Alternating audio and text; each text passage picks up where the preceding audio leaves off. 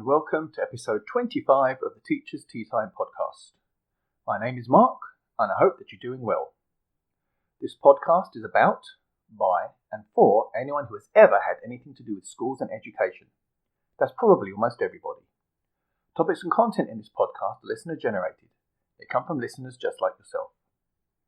We are proud to be a member of Adjacent, a design collaborative made up of educators who dream of a better world for their students and their teachers. Learn more at adjacent.com. I have a mug of tea ready, so let's sit back, relax, and get on with the show. We're going to continue with our exploration into the history of education in this episode. Although we've had some more teacher stories, interviews, and big ideas to share very soon, I figure that as we're on a roll, we should do what we can to do the topic some justice. Social media feedback from episode 24 centred on the concept that education promotes knowledge as a currency, and that ancient civilizations valued the ability to write, read, and organise stuff. Thus, we began to see a struggle about who gets to control the flow of knowledge. And ancient China is a really good example. And my speculation in my conversations on social media was that this will be an ongoing theme as we learn more about the history of education. If you haven't yet listened to episodes 23 and 24, I recommend you download them and have a listen before you listen to this one. That will help you with the chronology of the story. I'll give you a second or two to go ahead and do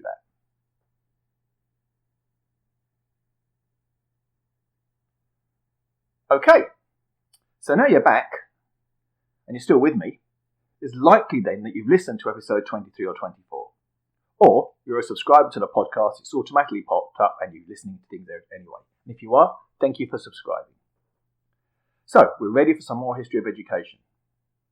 In this episode, we're going to travel to Europe and we're going to find out what education looked like in ancient Greece. Before we can discuss the history of education in ancient Greece, we must first understand where and when we're talking about. When we talk about ancient Greece, we're referring to the civilizations, states, and people who inhabited the Greek peninsula and the islands of the Aegean from around the 12th century BCE to the 6th century AD. During this time, there were several epochs or ages. The earliest evidence we have of civilizations in this area are from around the 12th century BCE, with the Minoan civilization. Now, if you're familiar with the stories of the Iliad and the Odyssey, they come from this era. The Mycenean civilization was a literate and complex one, but when it collapsed, and we're not sure exactly how really, although natural disaster is likely. So, their writing was lost too. Now, what was left behind was a scattering of smaller villages, towns and cities, usually on the coast, and reliant on trade with other Mediterranean civilizations. This period between the 8th century BCE and the 6th century BCE is sometimes referred to as the Greek Dark Ages. Over this time, the city-states evolved into their own systems, referred to themselves as polis, and borrowed and adapted the Phoenician alphabet into what we recognize as Greek. So with a script in place, knowledge began to be written down again. And so we have our first historian, Herodotus, and he wrote between the 450s and 420s BCE. And his historical tradition was followed by historians such as Thucydides, Xenophon, Demosthenes, Plato, and Aristotle. One of the things we've got to be aware of when we talk about ancient Greece is that we're not referring to one empire or political entity. Effectively, Greece was a collection of independent city-states, geographically cut off from one another by mountains and the sea. It is through trade that knowledge was passed, and ideas spread. But effectively, we're talking about areas which evolved their own laws and their own traditions. For example, we have, distinct states like Athens, Sparta, Thebes, and Macedonia. I could spend hours talking about just how ancient Greece worked, but we need to focus on our main question. What was education like in classical Greece? There were some general similarities between the city-states in ancient Greece. For example, by the 5th century BCE, there was some democratization of education. Most free males could go to a public school, referred to as a gymnasium, while wealthy young men were educated at home by a private tutor. Now, how you were educated was a central component of your identity. For example, We know that Alexander the Great was tutored by Aristotle. For most Greeks, education reflected your social status and who you were as a person. We have a similar attitude today. Often we ask folks, where did you go to college or university? Or who conferred your degree? And that's kind of a sign of status and rank even today. So you'll notice here that slaves did not have access to education. Indeed, in some city-states, slaves were forbidden to be educated. And women did not get a formal education either, although this did vary from some extent from city-state to city-state. So let's go to Athens, where until about 420 BCE, every female received an elementary education. And this was split into two parts, physical and intellectual. The physical aspect, gymnastike, prepared citizens for their military service. They were taught strength, stamina, and military tactics. For Athenians, physical fitness was important for both aesthetic and practical reasons. Training was conducted in a gymnasium, a word still used to describe elementary schools in Greece today. The intellectual aspect, musike, was a combination of music, dance, lyrics, and poetry. Students learnt to write with a stylus on a wax tablet, and when students were ready, they would read, they'd memorize, and they'd recite legends and Homeric stories. So in this period, once a boy reached adolescence, his formal education ended. Now around 420 BCE, we begin to see an idea of higher education. So there's philosophers such as Socrates, along with the sophistic movement, which led to an influx of teachers coming in from all over the Mediterranean basin.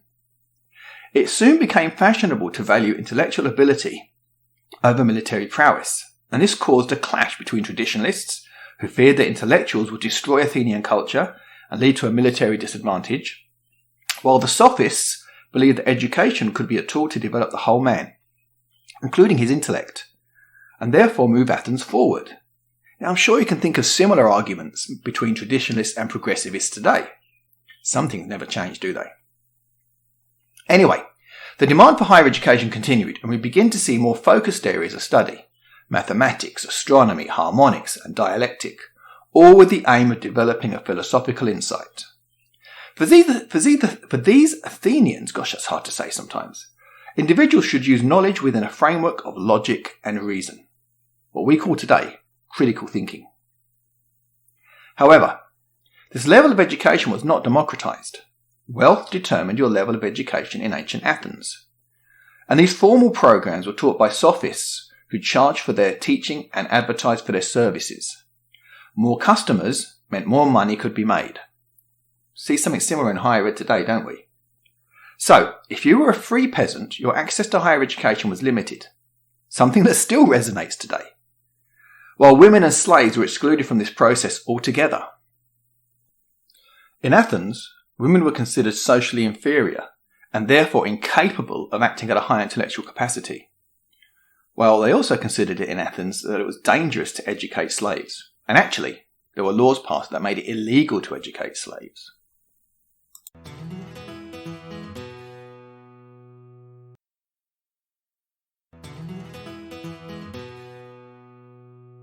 So in part 1 I talked about the sophists. Well, who were they? Let's begin with the most famous, Socrates, or as Bill and Ted like to call him, Socrates.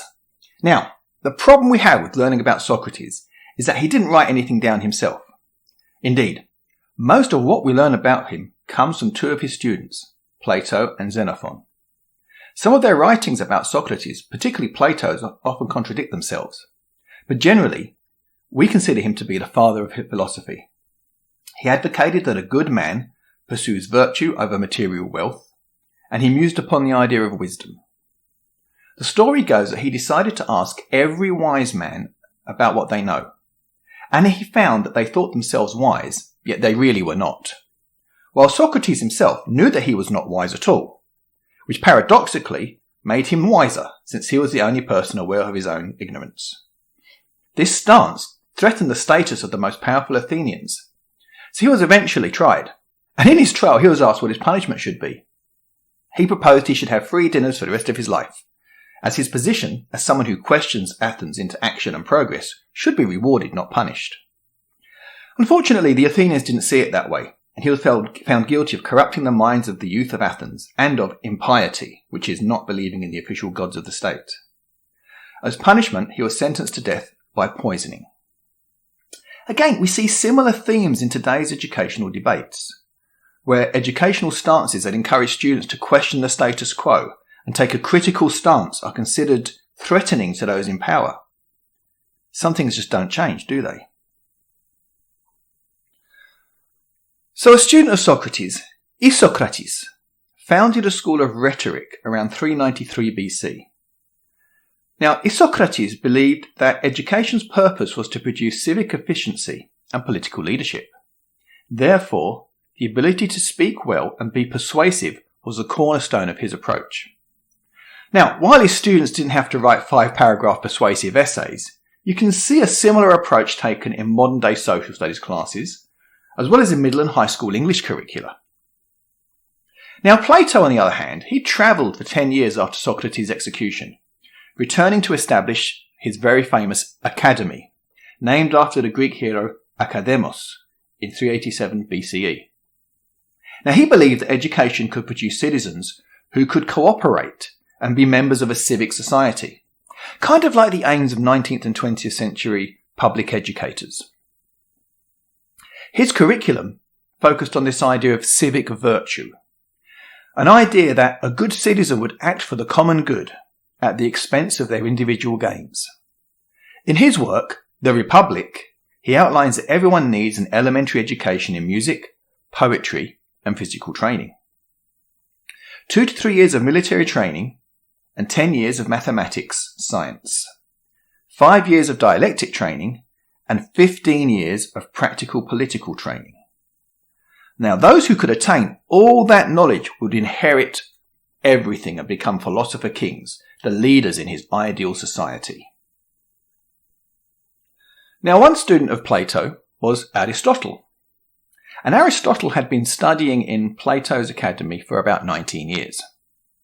Now, when Plato died, Aristotle decided to travel until he was invited by Philip of Macedon to become the private tutor for his 13-year-old son, Alexander, who we later know as Alexander the Great. In 352 BCE, Aristotle moved back to Athens and he opened his own school, the Lyceum.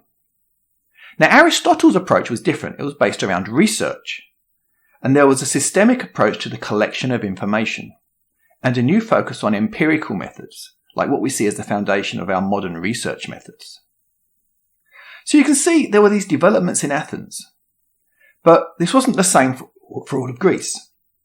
Whereas the Athenian system evolved away from a focus on the preparation of male citizens for military service, Spartan society kept military superiority as the focus for its educational system. Now, education in Sparta was focused around what we would probably call a military academy system, the agoge in Greek.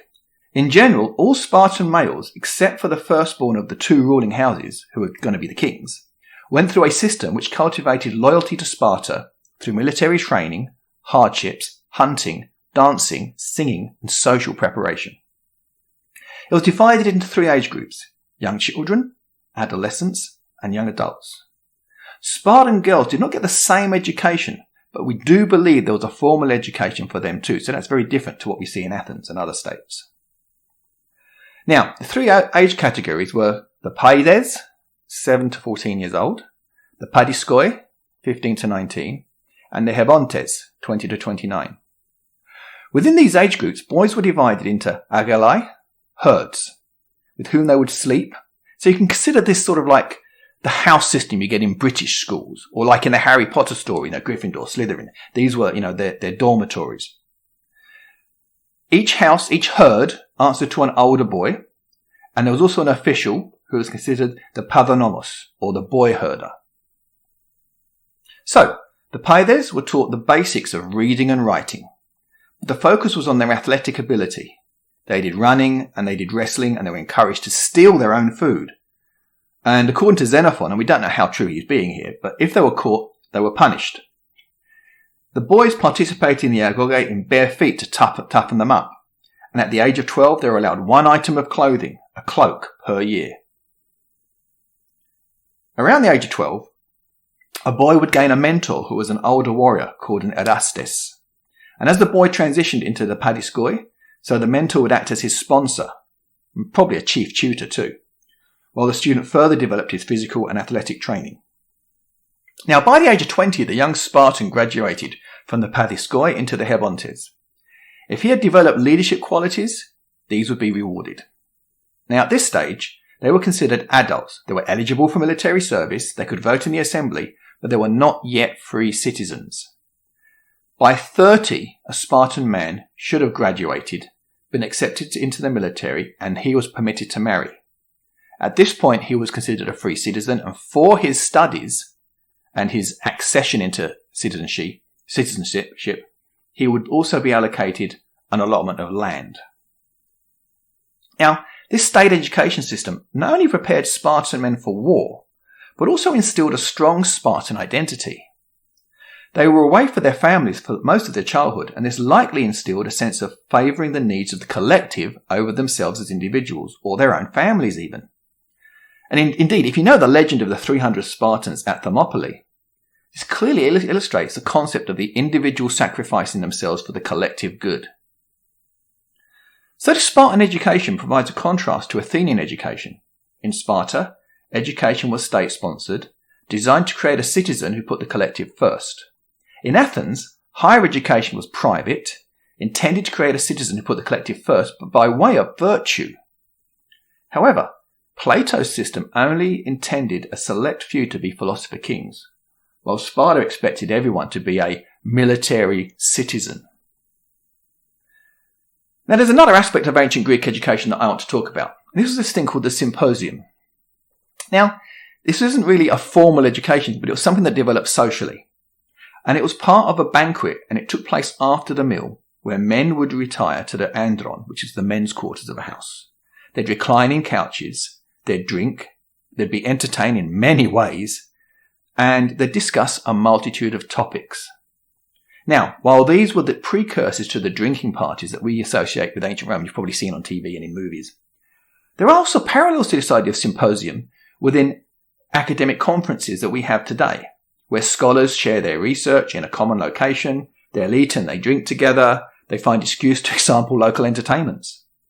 Now, of course, the pandemic has curtailed many of these activities, and maybe one day we'll be able to get to that again. Because so much was written down and preserved, we know a lot about ancient Greek education and educators. So many things still resonate in our education systems today. For example, the use of technology. They had wax tablets back then. We've got digital tablets today, but this idea of a portable piece of technology you can write with and erase and use again. Amazing. And then how curricula start to be defined and the focus. I mean, there's similar ideas as you go from school to school and private and public schools, and there are different ways that education should happen. There's the struggle to preserve knowledge currency and to avoid the next generation becoming too critical in how they understand and construct theory about the society they live in. There's arguments about whether education should ask questions so that society might improve and progress, or does education exist to reinforce existing norms and make us strong militarily or, strong intellectually? As with today, ancient Greeks had issues over access to education. Who can be educated and who can't? And even who shouldn't? And the idea that formal, state-sponsored education should educate you so that you can be an engaged and active citizen was at the heart of both Athenian and Spartan education, albeit their definitions of what a citizen is and how they should be educated differed immensely. So I'm in little doubt that ancient Greek education systems form a recognisable basis for our modern public education systems. We wrestle with the same problems, the same questions, and the same issues. So when we next look at the history of education, we'll examine ancient Rome and see how education operated in the Roman Empire. But until then, that was episode 25 of the Teachers Tea Time podcast. This podcast is a proud member of Adjacent, a design collaborative made up of educators who dream of a better world for our students and their teachers. We create, write, talk, teach, and learn about the things that matter most in education. To find out more, point your browser to www.adjacent.org. That's www.edjacent.org. For me, it's the stories about teachers, students, and school communities that matter. As such, this podcast is only possible with the help and support of its listeners. Please leave positive reviews wherever you are able. If you're an iTunes or a Spotify subscriber, leaving a good review can really help our visibility. Also, don't keep this podcast to yourself. Tell your friends to subscribe and listen too. Airdrop it to them if you need to. One thing we all have in common is that we've been to school. So, if you'd like to contribute to the pod in any way, if you have a story to share about school and your schooling, whether it's long, short, tragic or comic, if you have comments to make about the podcast, or just want to say hi, you can send an email to teachersteatimepod@gmail.com, or alternatively, you can send emails to me directly using mark@adjacent.org. I love to read what you have to say. If social media is your thing, you can follow me on Twitter @MarkDearcopper. You can find our contact information, copies of show notes, and you can download previous episodes of the podcast at www.teachersteatimepod.com. The podcast artwork was created by Phaedra. Opening and closing music is by Brian Boyko. It's been my pleasure to be your host today. Thank you for listening.